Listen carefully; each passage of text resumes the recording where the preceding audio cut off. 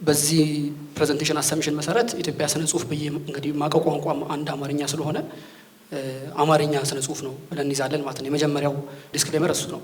ሁለተኛ ስነ ጽሁፍ ሲባል እንግዲህ ሁለት ደግሞ የስነ ጽሁፍ ቋንቋ በአማርኛ እንግዲህ አትሊስት በመናቀው የግዕዝና የአማርኛ አለና ግዕዙ እንግዲህ ብዬ ስላቃተኝ የአማርኛ ስነ ጽሁፍ ላይ ብቻ ያለኝን እንግዲህ አውቶሪቲ መውሰድ ሳይሆን ያለ ኦብዘርቬሽን በሱ ይታይ ማለት ነው። የመጀመሪያው ዲስክሌመር እሱ ነው። ሁለተኛ ባለፈውም ብየዋለሁ አሁን እነ ቴድሮስ አጥረዋሉ ሌሎች እንግዲህ እዚህ ማከብራቸው የስነ ጽሁፍ ሰዎች አሉና ማህደር እንደተናገረው እኔ ከፋይናንስ ከቁጥር አካባቢ ነው የመጣሁትና ስለ ስነ ጽሁፍ እንደዚህ አይነት ብያኔ ያለው ነገር ይዞ መምጣት ትንሽ ይከብዳልና ሁሉ ኢትዮጵያ ቡክ ፎረም ላይ እንደምንለው እንዲሁ የመደበኛ አንባቢ ወይ የመደበኛ ታዛቢ አስተያየት ተደርጎ ይያዘልኝ። ሁለተኛው እሱ ነው። ሶስተኛ ፕሬዘንቴሽኖች በጣም ታያቸው ነገሮች አሉ። የኢትዮጵያን ስነ ጽሁፍ ኢቭን በተለይ ደግሞ የአማርኛ ስነ ጽሁፍ ምዳውንም በተለይም ከ1900 በኋላ ያለውን በአምስት ስድስት አይነት ክፍልፋዮች አሉ። ክፍልፋዩ አርቢትራሪ ነው፣ እንዳሻኝ ነው። የተወሰኑ ሰዎች አሁን እንግዲህ እዚህ ላይ የሚጠቀሱ ሰዎች አሉ። እነ ዮናስ አድማሱ ሁለት ቦታ ያደርጓቸዋል። እነ ዮሐንስ አድማሱ አንድ ዛሬ የሆነ ጽሁፍም እያየው ነበረ ከ1930 እስከ 70 ያሉትን ሊትሬቸሮች 99% ብላሽ ናቸው ይላል። ሰለሞን ደሬሳም ከዛም የከፋ ክሪቲክ አለውና እነሱ የሚከፋፍሉበት አሁን ዮናስ አድማሱ ለምሳሌ ሁለት ያደርጓል። ይሄ ትሬል ብሌዘር ወይ ደግሞ ፋናዋጊዎችና እንዲሁ ደግሞ ግራ የተጋቡ ሰዎች እነ ባህሉ ግርማ እነሱን ያደርጋሉና የኔ ክፍልፋይ እዚህ ጋር የሚመጣው እንግዲህ አርቢትራሪሊ እንዳሻኝ እንደመጣልኝ እንደተረዳሁት ይሆናል ማለት ነው። ርዕሱም የሆነው የሆነ ሶንና ስለምን ነበር ሲጽፉ የነበረው ይላልና ይሄኛውን ርዕስ የወሰድኩት ዮናስ አድማሱ እዚህ ስሙ እንዴት ፕሮናንስ እንደሚደረግ አላውቅም ነገርና ይሄኛው የአካዳሚክ ፐብሊኬሽን ላይ ዋት ዌር ዘይ ራይቲንግ አባውት ኤኒዌይ ብሎ ስለ ኢትዮጵያ ስነ ጽሁፍ የተወሰነ እንዴት ነው ዳሰሳ የሚሆን ነገር ያስቀረበበት ጽሁፍ አለና እሱን ወደ አማርኛ መልሼ እሱ ነው እነዚህ በመናነሳቸው ሰዎች ከቱም ደራሲያንን አብሮ ካለ ሶሾ ካልቸራል ይሄ ሶሾ ሊተራሪ ኢንቫይሮንመንት ከስነ ጽሁፉ ከባህሉ ከምኑ ለይተን ማሰብ ስለማንችል ሲጽፉ ምን ነበር ሲጽፉ የነበሩት ምን ነበር ሊነግሩን የሞከሩት ስነ ጽሁፍ ሲባል ምንድነው ሀገረ መንግስት ሲባል ምንድነው እሱን ይላል ማለት ነውና እንደ መነሻ እንግዲህ ትንሽ ከፋይናንስ ብለም ሶሻል ሳይንስ ስለሚሰበኝ ብዙ ጊዜ ንባቤም ኢንተረስቴም ከሶሻል ሳይንስ ሪሌትድ ነገሮች ናቸውና ቀደም አሁን ስነ ጽሁፍ አለን ሀገረ መንግስት ግንባታ አለንና በተለይም ያው ስነ ጽሁፍ የሚለው እንኳን እንትን የሚፈልግ ነገር አይመስልም ትርጉም የሚፈልግ ነገር አይደለም። ግን ሀገረ መንግስት የሚባለው ነገር በተለይም ደግሞ ይሄ ኔሽን እና ኔሽን ቢልዲንግ የሚባለው ነገር የተወሰነ ቲዮሬቲካል ፍሬምወርክ ወይ ደግሞ ፎርሙሌሽን የሚፈልግ ይመስለኛልና አብሬ እንግዲህ የማየው ይሄ የቤኔዲክት አንደርሰን ኢማጂንድ ኮሚኒቲስ የሚለው ጉግል ስኮላር ላይ በጣም ብዙ ሳይት የተደረገው ሪፈረንስ የተደረገ መጽሐፍ ነው እና በተለይም ስለ ሀገረ መንግስት ግንባታ ስለሱ ብዙ የሚጠቀስ መጽሐፍ ነውና የሱን ይሄ ኢማጂንድ ኮሚኒቲስ የሚለው ሀገረ መንግስቶች ወይ ደግሞ እንዴት ነው ኔሽኖች እነሱ ምናባዊ ስርዓተ ማህበራት ናቸው ይላልና እሱን ሲያነሳ ይሄን ትርጓሜ ያስቀምጣል። ኔሽንስ አር ኢማጂንድ ቢኮዝ ዘ ሜምበርስ ኦፍ ኢቨን ዘ ስሞለስት ኔሽን በእውነት ሰሰሪ አይደለምና ምንድነው ይሄ ፎርሙሌሽኑ ምንድነው ኢማጂንድ ኮሚኒቲ ሲል ለምሳሌ እኛ ኢትዮጵያ ውስጥ ያለን ሰዎች እኛ ሁላችንም እዚህ ያሉት ያለ ዛሬ ያልተያየን ሰዎች አለን። ግን አንድ አሰባሰባዊ የሆነ ነገር ይሄ ተዋውቀን ተገናኝተን አናውቅም። ግን አንድ ኢትዮጵያ የሚባል ነገር አስበን ወይ ደግሞ ከየትኛውም አይደንቲቲ ራሳቸው እንደምትሉት በሱ እንሰባሰባለን እና ተዋውቀን ተገናኝተን ምናምን ላናውቅ እንችላለን። ግን ይሄን የሚሰራ አንድ የሆነ እንግዲህ ኢማጂንድ የሆነ ህብረት ነው ማለት ነው ወይ ደግሞ ምናባዊ የሆነ ህብረት ነው። ይሄኛው ነው የመጀመሪያው መነሻ። እነዚህ ሀገረ መንግስት ግንባታ ስል የሚሰራው ሀገረ መንግስት ወይ ደግሞ ስርዓተ ማህበር ኢማጂንድ ነው ወይ ደግሞ ምናባዊ ነው ብዬ ያዘው የመጀመሪያው እንትን እሱ ነው። ሁለተኛው እንግዲህ ሌላ ፖስት ኮሎኒያል ቲዮሪ ላይ በጣም ከሚጠቀሱ ሰዎች መሃል ሆሚ ባባ የሚባል ሰው አለ።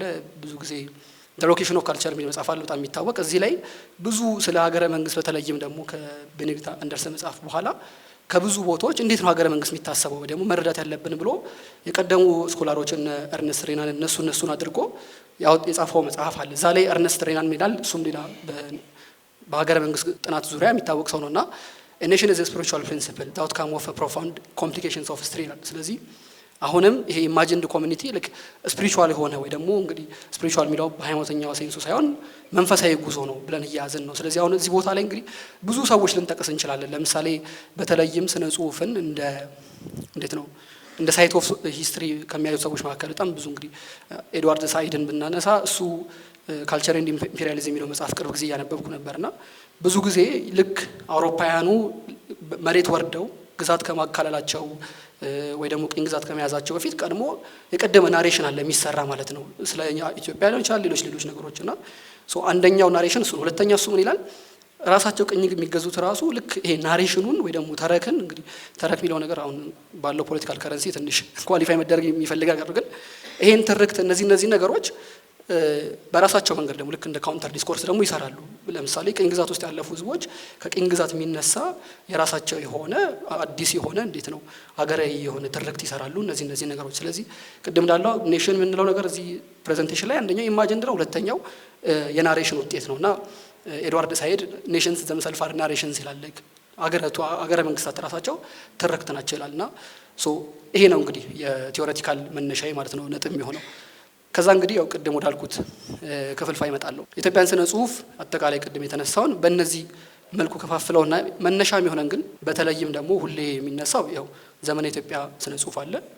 በተለይም ከ1848 ወደዛ ያለው አብዛኛው ስነ ጽሁፍ እንግዲህ በግዕዝ የተጻፈ ስለሆነ ቅድም እንዳልኩት አላቅም፣ ግን እዛ ነገሮች ላይ በተለይም ደግሞ ከክርስቲያን ሊትሬቸር ከመጣ በኋላ ሰፊ የሆነ የትርጉም ስራዎች እንደገና ደግሞ ለምሳሌ 14ኛው 15ኛው ክፍለ ዘመን በኋላ ደግሞ ይሄ ገድሎች፣ መልኮች ተብሎ ትልቅ የሆነ ኤክስቴንሲቭ የሆነ ሊትራሪ ሂስትሪ ያለው ራሱን ችሎ ይሄ ማለት ነው።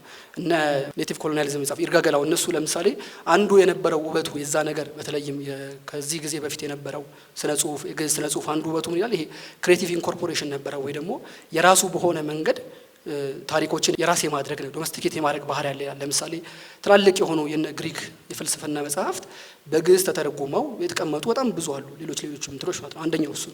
ሁለተኛ አማርኛ ስነ ጽሁፍ ደግሞ ባለፈው ሳቀርብ እንደውም የተወሰነ የዘለልኳቸው ነበሩ። ለምሳሌ 14ኛው ክፍለ ዘመን ላይ ታሪከ ነገስት የሚል ለነገስታት የተጻፈ የአማርኛ ግጥም አለ። እንግዲህ አማርኛ ብዙ ጊዜ የመሀይም ቋንቋ ተብሎ ይታሰብ ነበር፣ ለጽህፈት አይቀርብም።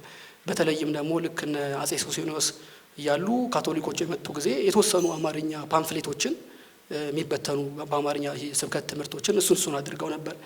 1820 ምናምን አካባቢ ደግሞ ይሄን ማገኘው ከፍቃድ አዘዘ የፒኤችዲ ጥናት ላይ ነው።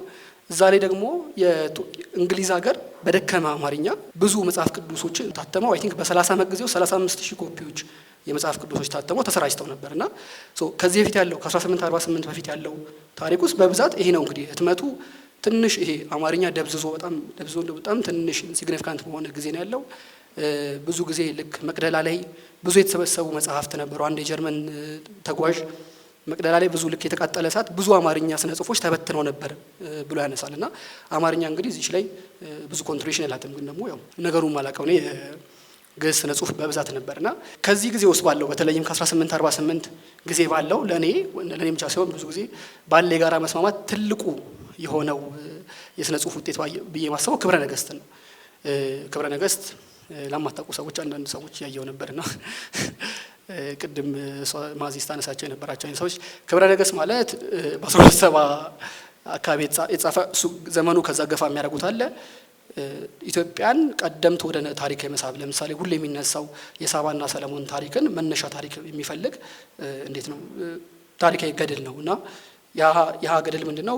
ሳባ ከዚህ ተነስታ ሰለሞን ጥበብ ለመካፈል ሄዳ ከሱ ምኒልክ ወልዳ እንደዛና ይሄ ክብረ ነገስት እንግዲህ 700 ዓመት ከዛ በኋላ ለቀጠለ ስርዓተ መንግስት ማማካያ መነሻ የነበረ ቦታ ነውና ቅድም ያልነው ለምሳሌ ይሄ ኔሽኖች ናሬሽንስ ሲሆኑ በተለይም ደግሞ ይሄ እንደው ኔሽን የሚባለው ነው ይሄ ዩሮፒያን ከሆነ ሴንስ አውጥተን አገረ መንግስት የተሰራበትን መንገድ 700 ዓመት ከዚህ መንገድ ይሄ ከክብረ ነገስት ሁሉም ሰው መነሻ አድርጎ ልክ የሚጠቅሰውም ህጉንም ምኑንም ከዛ ይወስዳል።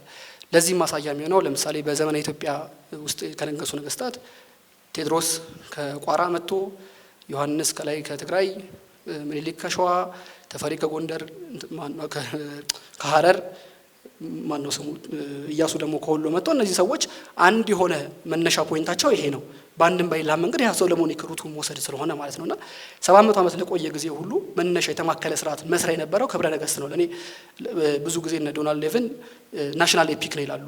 እንዴት ነው ትልቅ አገራዊ ገድል ነው ብሎ ያነሳሉና ለዚህ ማስረጃ የሚሆነው አጼ ዮሐንስ ከእንግሊዞቹ ናፒር እንግዲህ የሚታወቅ በጣም ብዙ መጽሐፍት ዘርፈው ከሄዱ በኋላ ደብዳቤ ይጽፋሉ ለኩዊን ቪክቶሪያ ማለት ነውና ከዛ ሁሉ ነገር ከተዘረፈው እንግዲህ ሁሉ በጣም ብዙ ምንድነው የአጼ ቴዎድሮስ ጸጉሩ ላልቀረም ሲዘረፍና ሁለት ነገር ነው የሚጠይቁት። አንደኛው ስዕል ይጠይቃሉ፣ የክርስቶስ ስዕል ያለበት አንደኛው እሱ ይጠይቃሉ። ሁለተኛው እዚህ ጋር ያለው ክብረ ነገስት የሀገራችን የሊቃውንቱን የሁሉ ሹማምንት ስርዓት የምድሩን የአብያተ ክርስቲያናት ሁሉ ስርዓት የሚነግር ነው።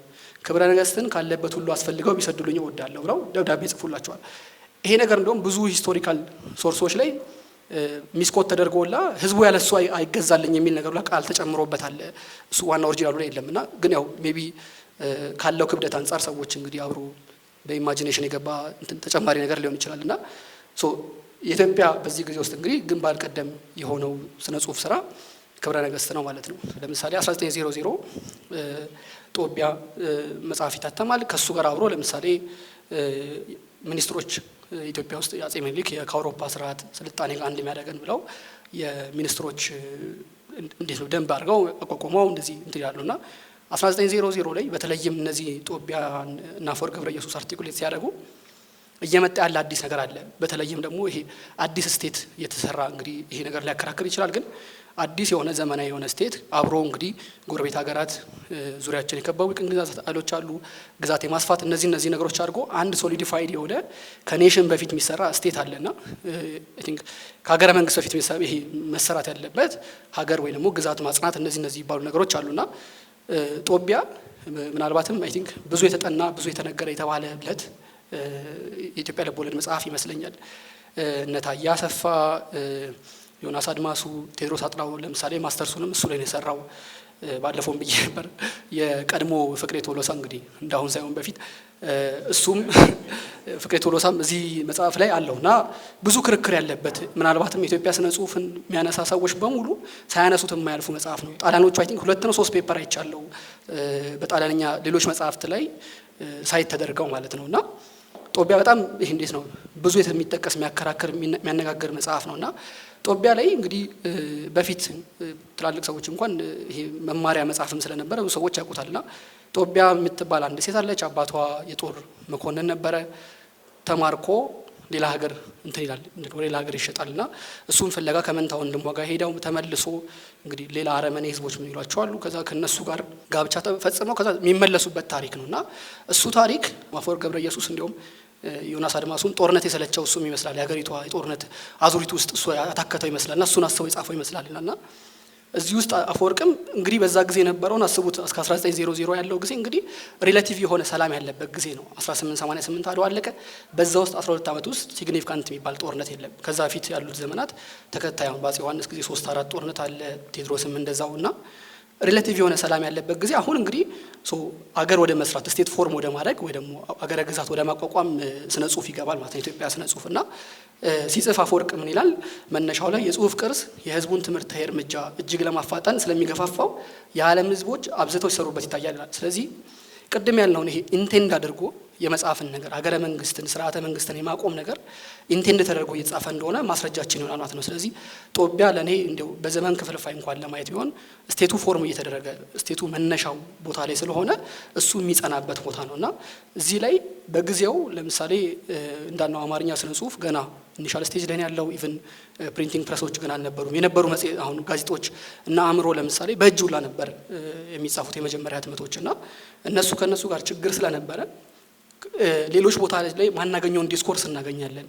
በጊዜው የነበሩት ይሄ ፓወር ፖዚሽን ላይ ያሉ ሰዎች እንዴት ነው የሚያስቡት? ሀገረ መንግስቱን በምን መልኩ ነው የሚረዱት? ምን አይነት ሀገር ለማቆም ይፈልጋሉ ቢሉት እነዚህ ነገሮች አርቲኩሌትድ ሆነው እናገኛለን። ለምሳሌ በአፈወርቅ ውስጥ ያለችው ጦቢያ ለምሳሌ ሃይማኖት አላት። መጨረሻ ላይ አሁን የአረመኔ ስርዓት ተደምስሶ ክርስትና ተቀብለው ይለናልና ስለዚህ የስቴቱ በጊዜ የነበረው አርቲኩሌሽን በዚህ መልኩ እናያለን። ሜቢ የዚህ መጽሐፍ ከነ ደጃዝማች ገብረ ስላሴ ይቅርታ የዜና መዋዕል አፄ ምኒልክ ጋር አያይዘን ብናየው የተወሰነ አይነት ምስል ሊሰጥ ይችላል። እንዴት ነው ከጊዜው የነበረው የስቴቱን አርቲኩሌሽን ማለት ነው።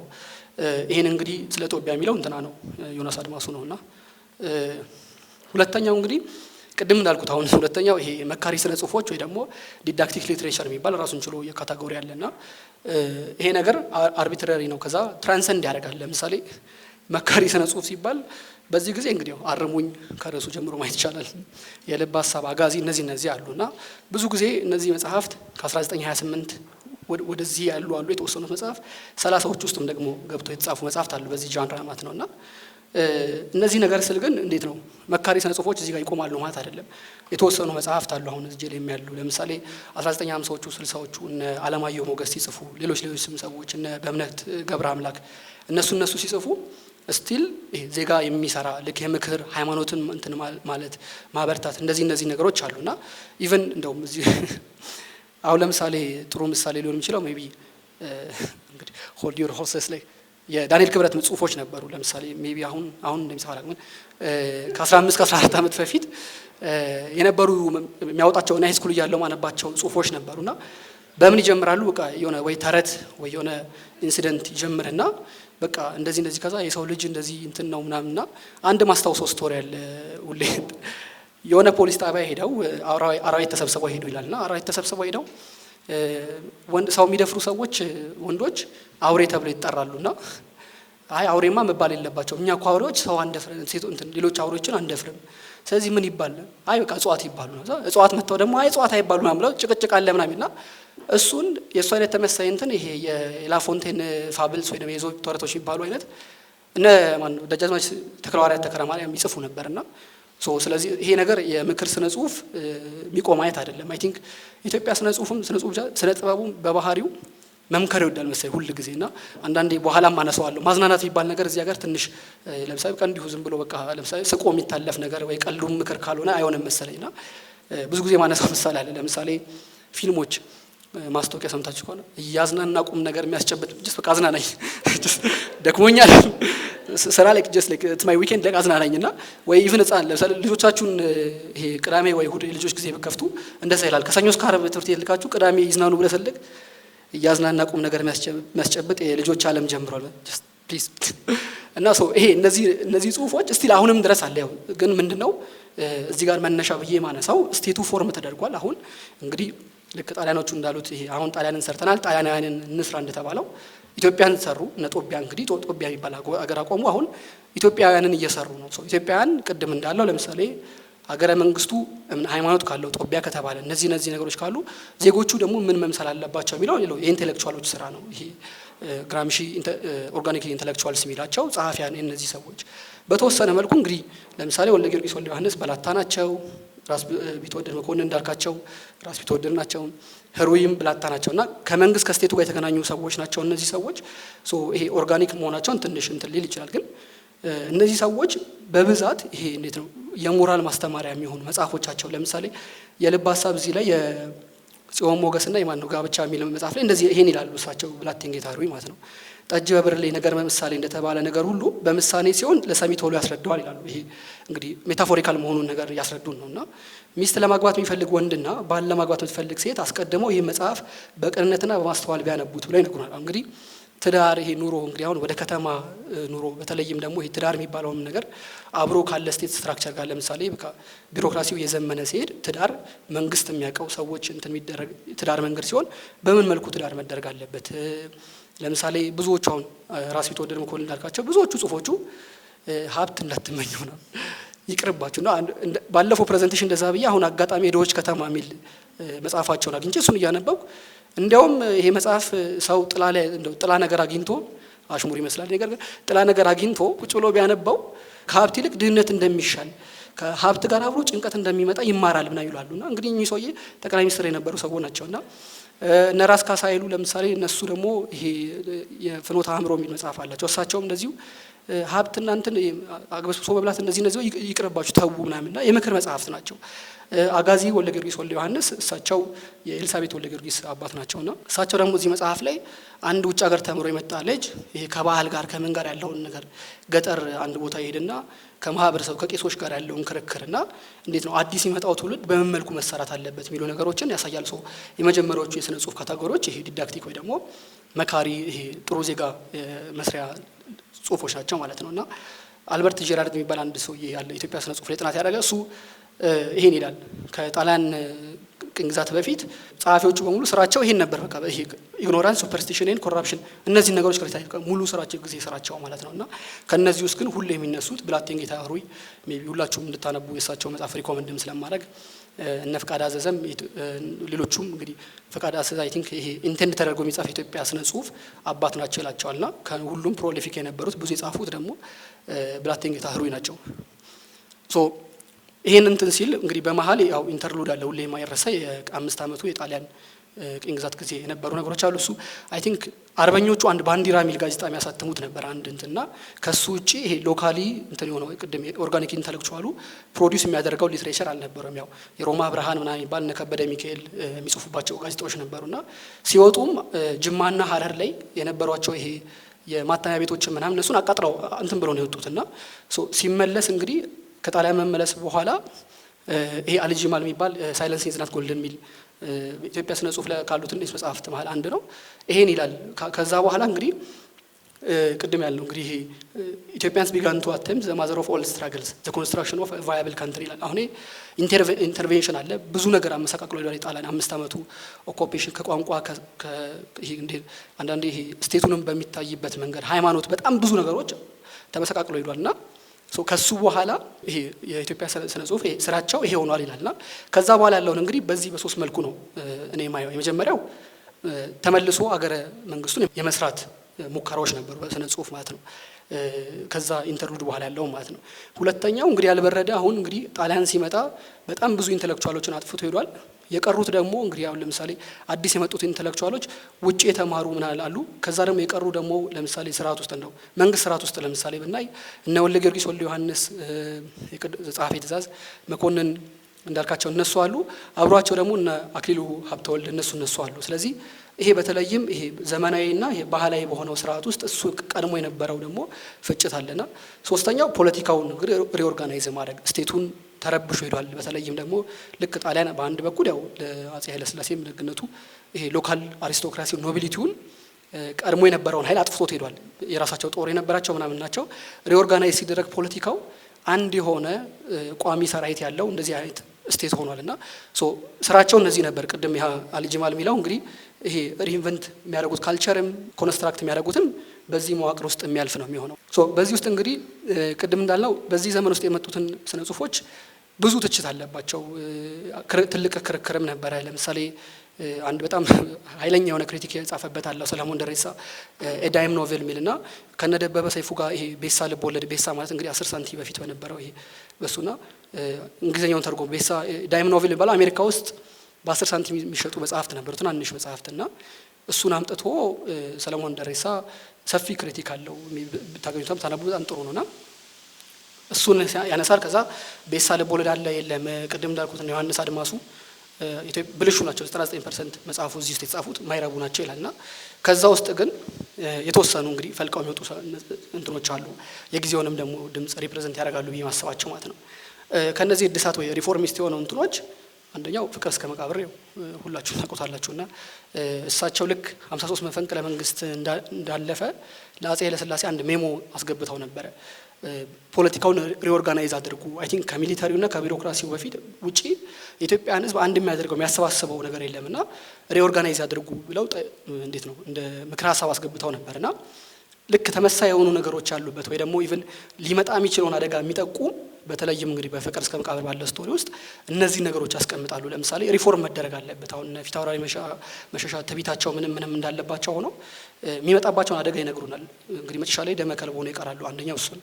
ሁለተኛው ለኔ ፐርሰናሊ በጣም ከምወዳቸው አማርኛ ልብ ወለድ ስራዎች መካከል አርያ ነው። የደጃዝማች ግርማቸው ተክለሐዋርያት የሳቸው የተክለሐዋርያት ተክለ ማርያም ልጅ ናቸውና አርያ ቅድም አጋዚ ላይ እንዳየነው አይነት ከፈረንሳይ ተምሮ የሚመጣ እዚህ ሀገር በጣም አንድ ኢንተሌክቹዋል አለና በአንድ በኩል ባህሉን ክሪቲሳይዝ ለማድረግ ይሞክራል። በሁለተኛ በኩል ደግሞ ውጭ አይቶ የመጣው ነገር አለ። ለምሳሌ ስለ ቅኝ ግዛት ስለ እነዚህ ነገሮች ኮንሺየስ ነው። ስለ ለምሳሌ እነ ዱቧ የ20ኛው ክፍለ ዘመን ትልቅ የፖለቲካ ጥያቄ የግሎባል የከለር ላይን ኢሹ ነው ይላልና ከከለር ላይን ጋር ያለ እንትን ኮንሺየስ ነው። ለምሳሌ መርከብ ውስጥ ስለ ዘረኝነት የምናስበው የብሔር እንትኑ ሳይሆን በቀለም ስላለ ዘረኝነት ምክንያቱም እዛ ሀገር ሄዶ ደርሶበት አይቶ ስለመጣ ማለት ነው።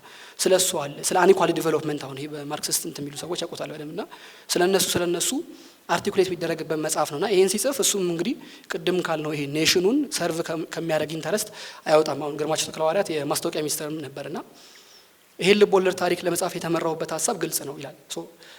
ሌላ ቅድም ጀምሮ የረሳሁት ይሄ ብዙ ጊዜ ሲጻፍ ልብ ወለድ ታሪክ ተብሎ ነው የሚጻፈው። ይሄ ልብ ወለድ ብቻውን ላይ ይባላል እና በጣም ብዙዎች አሁን እዚህ ጋር ያሉ 2-3 መጽሐፍት አሉና ልብ ወለድ ታሪክ ብሎ ነው የሚጽፉት ሰው። ስለዚህ ይሄ እንደምናስበው ዝም ብሎ ይሄ ኢማጂነሪ ስፔስ ብቻ አይደለም የስነ ጽሁፍ ለነሱ ታሪክም ጭምር ታሪክም ማስቀመጫ ነውና ይሄ ልብ ወለድ ታሪክ ለመጻፍ የተመራውበት ሀሳብ ግልጽ ነው።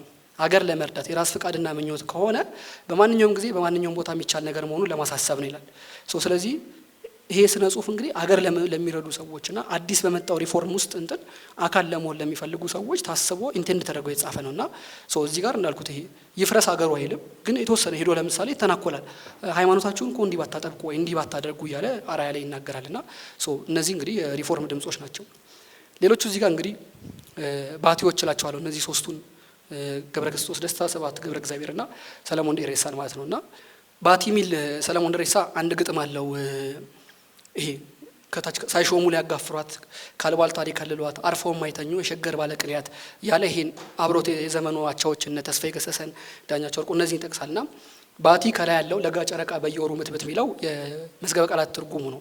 እነዚህን ሶስቱ ሰዎች ባቲ ያልኳቸው ሰዎች እነዛ የምንጠቅሳቸው ሰዎች ኮንቴምፖራሪ ናቸው፣ በዘመናቻ ናቸው። ግን አርቲኩሌሽናቸው ስነ ጥበብ የሚያዩት ኢቨን ለምሳሌ ከሀገረ መንግስቱ ጋር ያላቸው ልክ እንደ ሌሎቹ ኢንቮልቭድ አይደለም። ለምሳሌ ግርማቸው ተክለሐዋርያት ሀገርን ለማሳደግ ለማለት እንጻፍ ሲሉ እነ ሰለሞን ደሬሳ አሁን ለምሳሌ ስብሐት ሌላ ሀገር ከማስታወሻ ላይ ይመስለኛል ማንም ሰው ለሀገሬ ነው የምሰራው ቢለኝ አላምነው፣ ባይሆን ለራሴ የምሰራው ለሀገር ይጠቅማል ቢል ግን እቀበለዋለሁ ይላልና ስብሐት እንደዛ ነው። እነዚህ ባቲ ያልኳቸው እንዴት ነው በየጊዜው የሚታደሱ ለምሳሌ አርሙኝን አሁን ማንበብ ከባድ ነው። ወይ አራያ ለምሳሌ ወይ ፍቅር እስከ መቃብር ለቅድም ልተዋል ሊያሰለች ይችላልና የሰለሞንን ግጥሞች አሁንም ድረስ ሰዎች ይወያያሉ፣ ያነሷቸዋል፣ ክሪቲክ ይደረጋል። ስብሐት እንግዲህ አሁን እኛ መነሻ መጽሐፋችን የነበረው ትኩሳት ሁላ ነበር። የገብረ ክርስቶስ እንግዲህ እስካሁን በነ ሚካኤል በላይነን በእነሱም ምንድነው ነፍስ ዘርቷል ስራዎቹና እነዚህ ሰዎች ሮማንቲስት ናቸው ወይ ደግሞ ስነ ጥበብን ለስነ ጥበብ ደንታ ብቻ ብለው የታዩ ሰዎች ናቸው። ለምሳሌ ቅኔ በበቀለበት ሀገር ላይ ስለ ቅኔ የሚጽፈው ማን ነው? ሰለሞን ደሬሳ ይሄን ይላል። የግጥም ዋና መልእክቱ ግጥሙ ውስጥ የተሸነቆረ ሳይሆን ግጥሙ ራሱ እንዲሆን ስለሚያሽላል። ስለዚህ አሁን የሆነ ነገር ብሎ ቤት እስከመታ ድረስ ሰለሞን መምከር ማሳየት ነው ግዴታው አይደለም፣ ወይ ደግሞ አይመለከተውም። በቃ ውበት ነው ዝም ብለህ ቀጥል ይላልና ለሱም ይመስላል ብዙ ጊዜ አነሳዋለሁ ይሄን ግጥምና ገስ መጋላ የሚል ግጥም አለው። ከብት አረቡ ወዳጆቼ ፈረስ ያረቡ ነበር አያቶቼ ልውረድ ከንግዲያ ወደ ቆላው ሞቃት መጋላ ገዝ ስለ40 ያለ መደብ የሚያብብ አበባ ይላልና እዚህ ጋር እንግዲህ አሁን ሜቢ ለኖርማል ለምሳሌ ለኢትዮጵያ ስነ ጽሁፍ ለስነ ግጥምም ትንሽ የሚረብሽ ነገር ያለው ይመስላል። ይሄ እንዴት ነው ቤቱም ቀለሙ ምናምንና እኔ ማየው ለሰለሞን ይሄ ግጥም ያለ መደብ የሚያብብ አበባ ነው፣ አበባ ብቻ ነው። ኢትዮጵያ ስነ ጽሁፍ ወይ ሌሎች ቦታዎች ላይ አበባ ብዙ ይፈልግ አይመስልኝ። ወይ አበባ ጎመን ከሆነ ጎመኑን ትበላና ሌላውን ትተዋለና ይሄ ሮማንቲስት የሆነ እንዴት ውበት ብቻ የሆነው ግዱ የሆነ ስነ ጽሁፍ የሚጽፉ ሰዎች ናቸው። አንድ ገብረ ክርስቶስ ጋር ያለ ኢንተርቪው አለ። ይሄ ሰምና ወርቅ የሚባለው ነገር ይመለከታል ወይ አንተንም ይነካል ወይ በግጥም በስዕል ስራ እኔ እንደው አጋጣሚ ሆኖ ቅኔ ከሆነ ይሁን ግን እሱ ነገር ብዙ አይነካኝም ይላልና በሚሰራቸው ስራዎች ምን እነዚህ ሰዎች ለኔ በዘመን ውስጥ የወጡ ማረፊያዎች ናቸው ወይ ደግሞ እንግዲህ እንዳልኳቸው ለኔ ባቲዎች ናቸው በየጊዜው የሚታደሱ እንደ አዲስ የምናያቸው ሰዎች ማለት ነው። ከዛ ሰለሞን እንግዲህ ብዙ የሚታወቅበት ያው ስለ ሂሱ ነው። ቴዎድሮስ አጥራዋን ጥሩ አለው አርቲክል አለው ሰለሞን ደሬሳ ስለ ሂሱና ስለማደፍረሱ የሚልና አደፍራሽ ነው እንግዲህ እንደምታዩት አላ ግጥም ቢመጣ ባይመጣ ለምሳሌ ጻፍ ሲባል ለኢትዮጵያ ስነ ጽሁፍ 3 ግጥም መጻፍ ዳ ብቻ ነው ያለብኝ 2 አሳትም ያለው አንዱ እየጻፍኩ ነው አይመለከተኝም ምናምንና እንደዛ የሚል ሰው ነውና ቅድም ያልኩት የዳይመንድ ኖቬል ሚል አንድ ኃይለኛ እንትን አለችው። ከዛ ሁለተኛ ደግሞ ሌተርስ ፍሮም አዲስ አበባ ሚል 1961 የተጻፈ አርቲክል አለና ቅድም ያላቸው ልብ ወለዶች በዩኔስኮ ስታንዳርድ ከብሮሸር አያልፉም ይላቸዋል። በዛ ጊዜ የበቀሉ የወጡት ልብ ወለዶች ማለት ነውና ይሄ አይ ቲንክ ነው ጀነረስ የሆነ ነገር ነው ሌላ ቦታ ላይ ከሚላቸው ነገሮች አንፃርና እነዚህ ሄዱና እንግዲህ ወደ አብዮቱ የተጠጋን ስንመጣ ደግሞ ተመሳሳይ ትውልድ ላይ ደግሞ በተለይ 60ዎቹ ሲቃረብ መሳከር ውስጥ ወይ ደግሞ የኮንፊውዥን ውስጥ የገባ ትውልድ ደግሞ አለ። የተማሪዎቹ ራሱን ችሎ በፖለቲካ በምን አርቲኩሌት ሪቮሉሽነሪ ናቸው። እነ በዓሉ ግርማና ዳኛቸው የተማሪዎቹ ታላቆች ናቸው። የተማሪ አብዮት ውስጥ ይሄ ተማሪ ንቅናቄ ውስጥ ምናምን ጎልተው ለመግባትም ለዛ የሚበቃ እድሜም የላቸውምና ግን ደግሞ የራሳቸው እንዴት ነው ወይ ትላልቅ እንደነበሩት በፊት እንደነበሩት እንደነ አክሊሉ ሀብተወልድ ትልቅ ሚኒስትር አይሆኑም።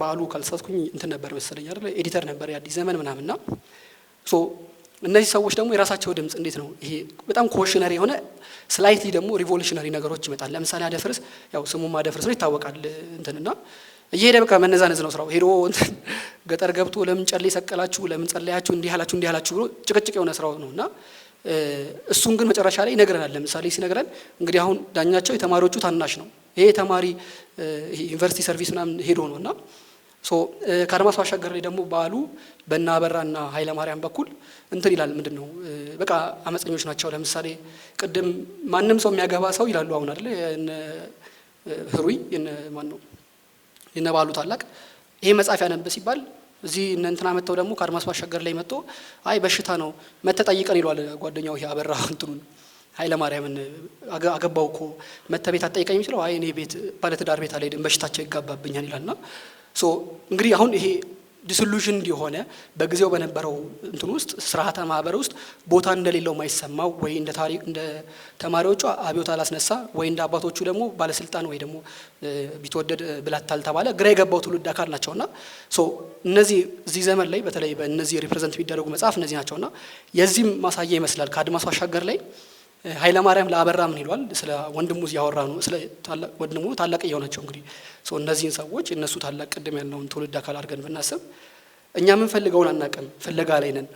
የኑሮውን ህልውና ባወቀና ባላወቀ ሰው መሀል መግባባት ሊኖር አይችልም። እኛ የሚለው እንግዲህ የራሱን ትውልድ ይዞ የአባቶቹ እነሱ ያውቃሉ። ቢያንስ አግብተው ልጅ መውለድ ምን ማለት ነው ሀሳባቸው በቃ እነሱ ተሳክቶላቸዋልና እኔና ብሎ ነውና እኛ ግን በምንም ነገር አናምንም፣ እምነት የለንም።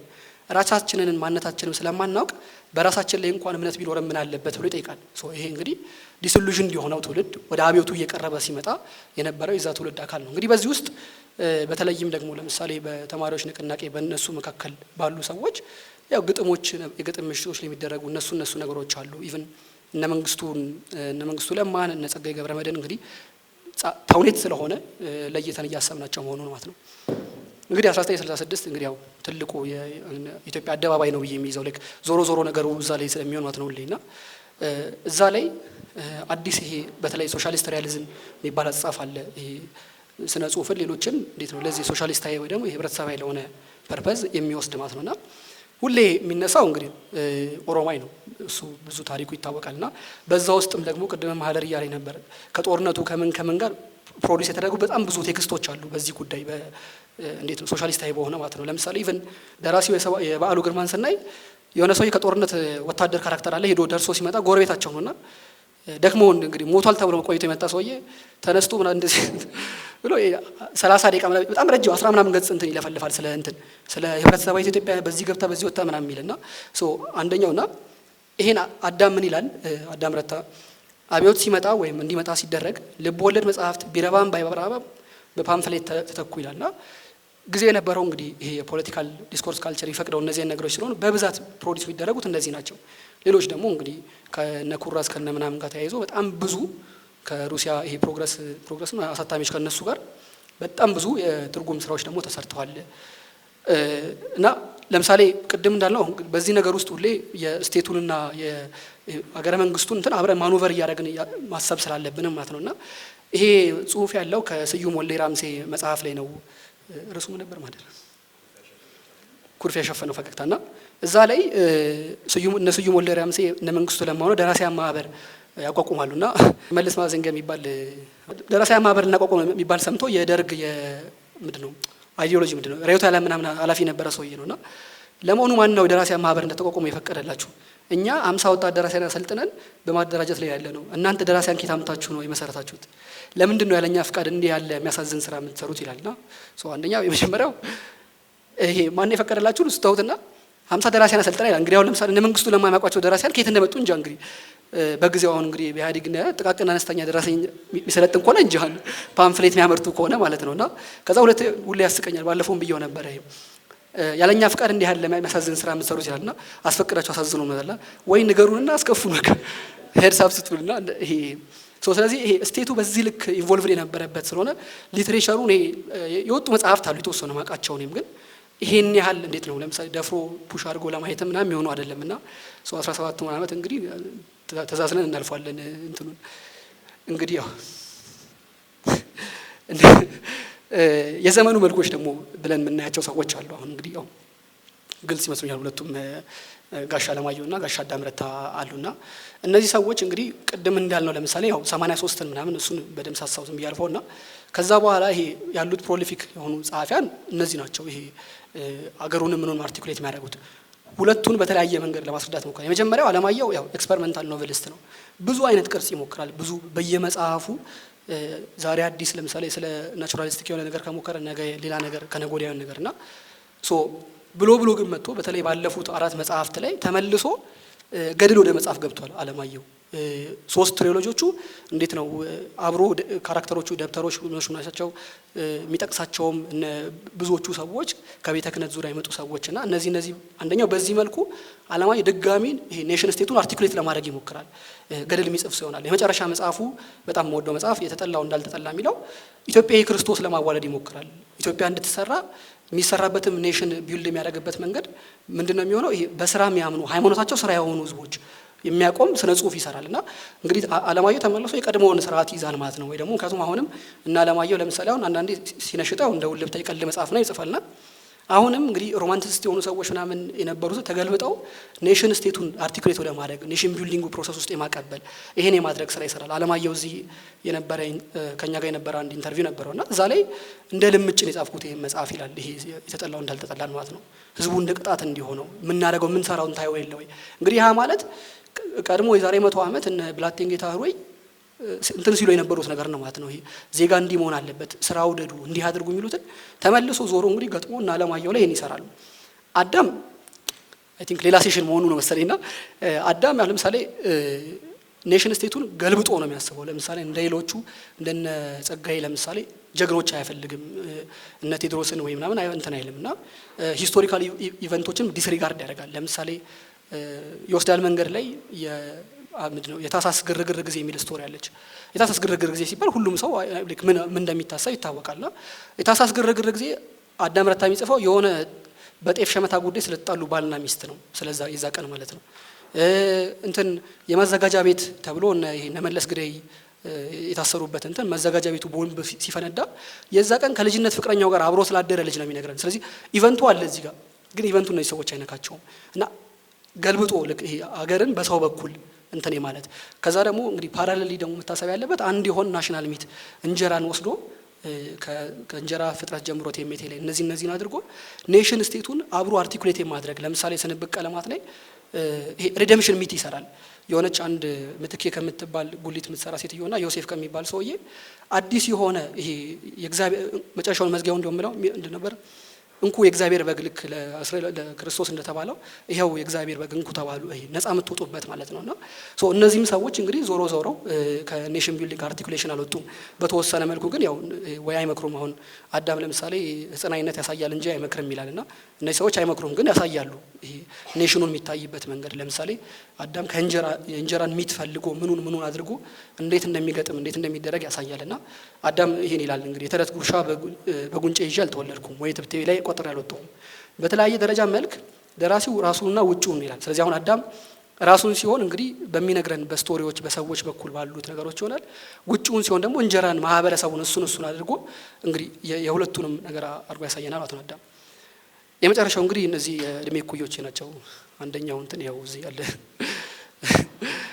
የመሀል ላይ ያለው ጻፊ እሱ ባላበራ ይባላል እሱና እነዚህ ሰዎች እንግዲህ የእድሜ እኩዮች ናቸው። አይ ቲንክ ተመሳሳይ እድሜ ላይ አካባቢ ሆነ የጻፉት መጽሐፍ ነውና አሁን ቅድም እንዳልነው ይሄ የኔሽን ስቴቱ ክራይሲስ ውስጥ ያለበት ጊዜ ነው። ይሄ በኮንቨርሴሽኑም ዲያሎጉ ምኑም ሁላችንም ህይወት ውስጥም ስለምናየው ማለት ነውና የዚህ እንግዲህ እንትን የክራይሲስ ውጤት ይመስላሉ። እኔ የኛን ትውልድ የኛን እድሜ እኩያ ጻፊዎች መክብባይ ናቸው ላለው ይሄ መጽሐፍ ቅዱስ ላይ ካሉት አንደኛው የመጽሐፈ መክብብ በጣም ዳርክ ነው። ይሄ ሁሉ ነገር ከንቱ ንፋስ እንደመከተል ነው የሚል እንትን ማለት ነው።